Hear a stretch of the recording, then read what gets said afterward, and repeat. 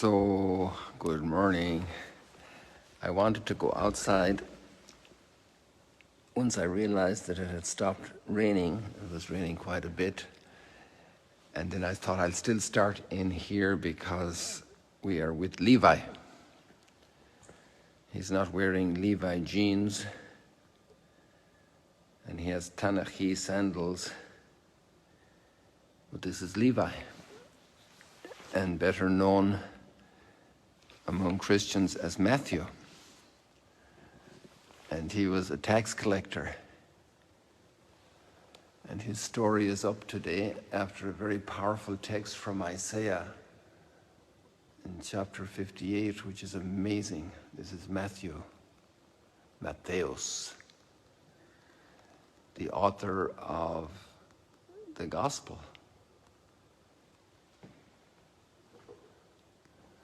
And he was a tax collector, allied with the Herodians, surely, and the Romans supporting them. And here we have Simon the Zealot. And he is a zealot. So he could be either a religious zealot, and we meet some of those a little bit today, well, that attitude, but he could also be a political zealot, and therefore maybe his friends were involved in the uprising against the Romans to throw off the shackles of the Romans. And sure enough, there's Matthew with the more innocent John. And then we have Peter's brother Andrew and Judas, Thaddeus, St. Jude. And then we have Thomas, the doubter. And over here we have all the others. So these guys, it's an amazing story. It looks like the rain hasn't resumed, so I want to go outside. But we also have had this moment of joy here with this beauty.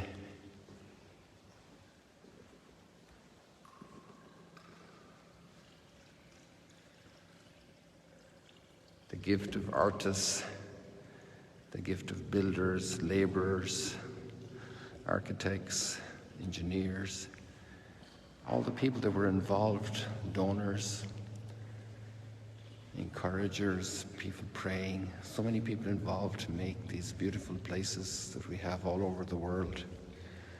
And we're very happy and blessed and thankful for what we have here in Magdala.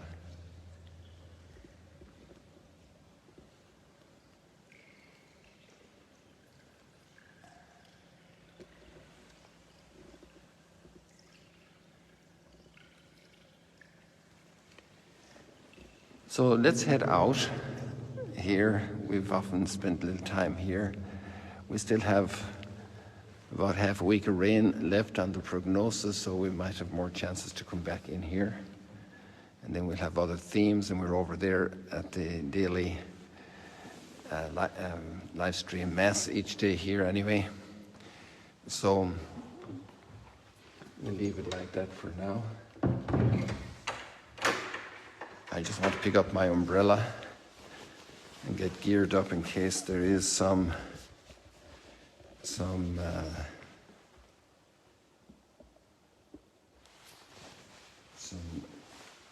little water coming.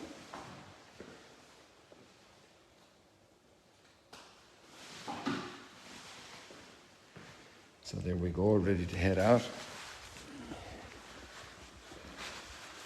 Did I ever show you the vestments that are in here? They're really, really, really beautiful. But let's go out while it's dry, and we'll do that another day if we have the chance. We will have the chance. You can remind me that I owe you to show you the vestments. So when there's some downpour, we'll do that. Somebody keep an eye on the door here. So I'm not going to lock it now, but that's okay. That's just me thinking out loud. Yes, it's raining again, but I have a nice umbrella. It's not heavy, and the raindrops falling on my head. Some people might remember that song. Maybe that was Butch Moore. I forget what it was. Raindrops keep falling on my head. Yeah, look at this. It's amazing. So 2 minutes ago inside, there wasn't a single drop falling on this whole infinity pool. And now it's like coming down nice intensely here. It's still not too heavy. We'd call this a soft day in Ireland.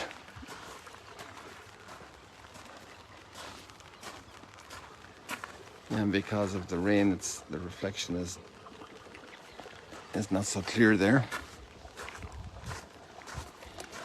So I'm really impressed by a number of things today in the readings, especially by Isaiah and the vision of humanity that he is communicating is just marvelous. And we might be trapped in all kinds of awkward and ugly and painful places, oftentimes because of our own very ridiculous behavior. And ridiculous is not the right word, because ridiculous comes from like a little smile, you know, that ironic smile, that put down smile.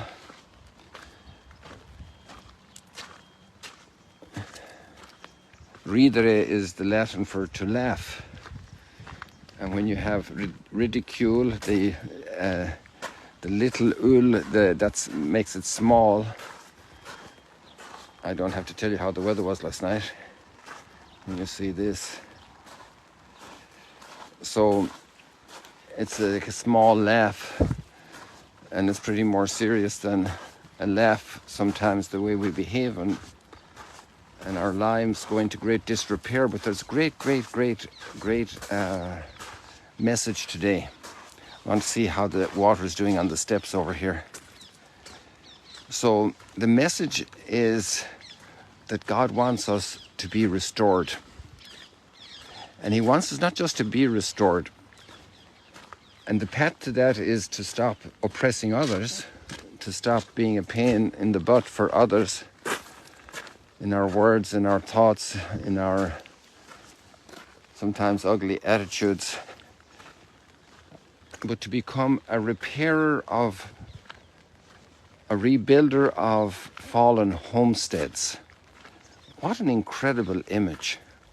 Oh wow, I think is step 2 covered? Yeah, I think so. So a rebuilder of broken homesteads, of fallen homesteads. A rebuilder of fallen homesteads. Oops, what was that? I think we had a fish on the surface or something there. I don't think it was a bird because they'd fly away. But there was quite a bit of action in the water here. And they probably perceived I was a fisherman here at the Sea of Galilee. But maybe I am. So, look here. Now, yeah, we have a step covered already. So we had the platform covered, now we have a step covered, and we're almost more than halfway up on the second step.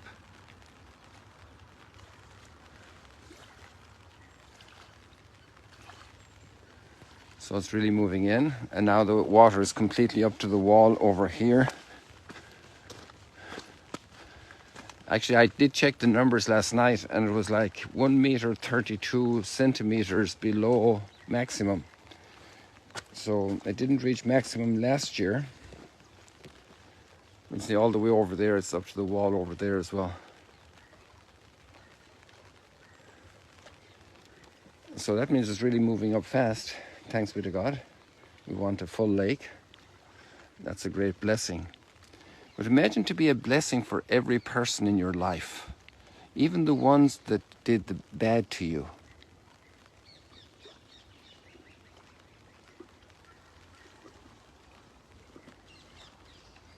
To be a blessing for everyone in your life. That everybody who thinks of you will remember a blessing you were for them.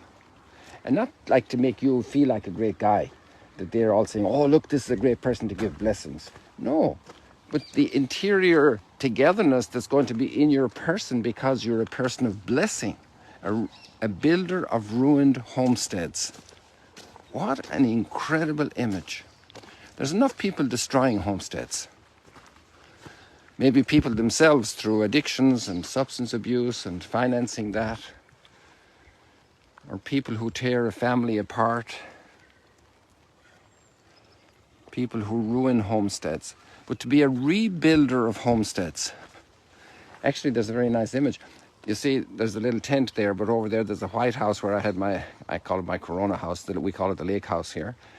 And that house was a total ruin, let's say 10 years ago. It was a disaster, 11 years ago. To be a rebuilder of fallen homesteads. How our world needs that. Maybe we should walk over there through the archaeology to be reminded of broken homesteads, fallen homesteads. And apparently the Roman suppression of the Jewish rebellion ruined a lot of the homesteads here in Magdala. The way this pipe operates is the following. There's a pumping system that takes out water and then it's released at certain intervals. That's why it's spurting there. But there's another bigger pipe down below this concrete protection which is just yanked out in order to deal with the flooding on the 23rd of December. And so this big little pool of water here there's a huge pipe feeding in there. And that's constantly flowing, but the water is up there now. So, a rebuilder of fallen homesteads. And I think we shouldn't wait until the homestead falls down to rebuild it. Maybe we can rebuild the homestead by prevention. Fixing a roof on time. Renewing the windows when all the putty is gone from the glass. That used to be the way it was. I'm not up to speed on the technicalities of windows nowadays. My dad actually was a house builder as well in his youth before he took over the farm. So when I was a child, we had enough of that. I had a good introduction to all that part of life. A rebuilder of fallen homesteads. Let's go and see the archaeology just to see what a fallen homestead is like. But a fallen homestead is not just the building, it's the relationships. And therefore the oppression. A couple of lines came to this morning. Who is the person that's most cheated? You know the answer? Who is the person who is most cheated? What do you think of this answer? Tell me if it's a good one or not. The cheater.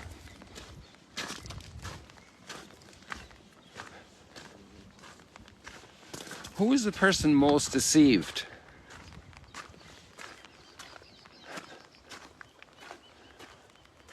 Isn't it the liar? So imagine then a builder of ruined homesteads, to rebuild people that have been cheating, to rebuild people that have been lying. Who is the most wounded person? Can I suggest it's the murderer?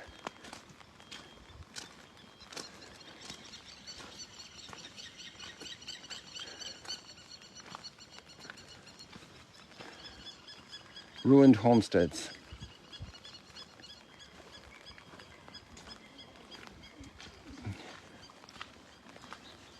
Could the most wounded person be the murderer? Even if they physically came out of it without a scratch, they're going to live with that their whole lives. And many murdered people who were murdered for their faith and died for giving had their whole act together in the most maximum, most incredible way when they forgave their enemies at their moment of last breath. What a way to finish life.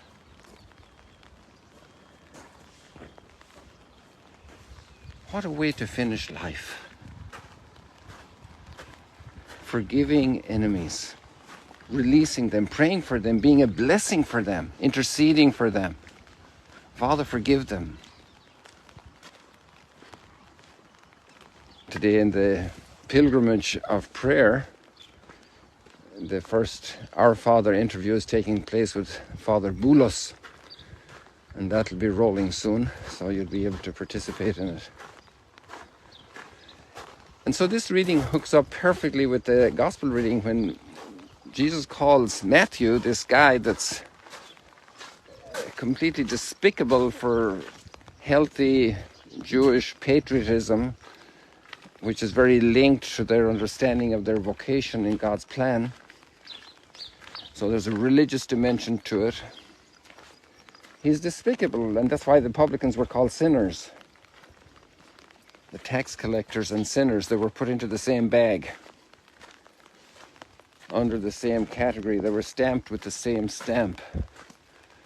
They were condemned with the same phrase, tax collectors and sinners.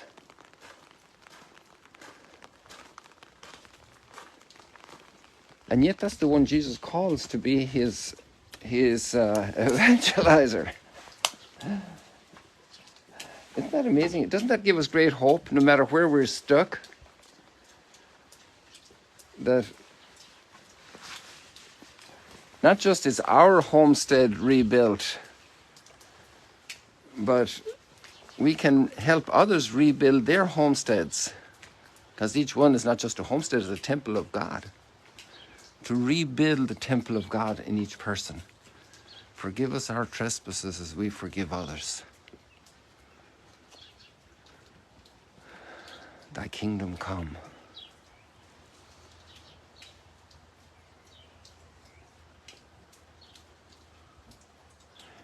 You can see I'm hunting for pieces of blue sky in this day of gray and black and dark. What a delightful spring day here. People, I think this is a lot for today.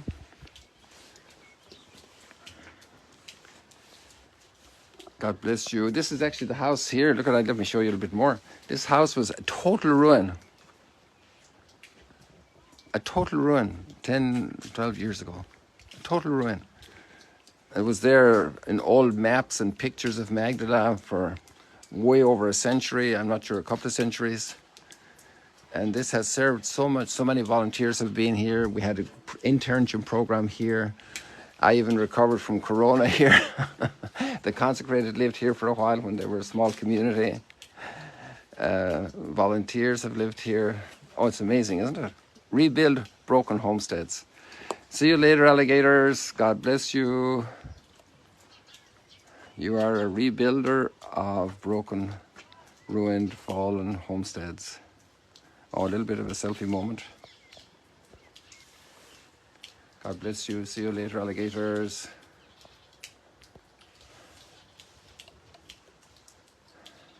Just so you see I was there.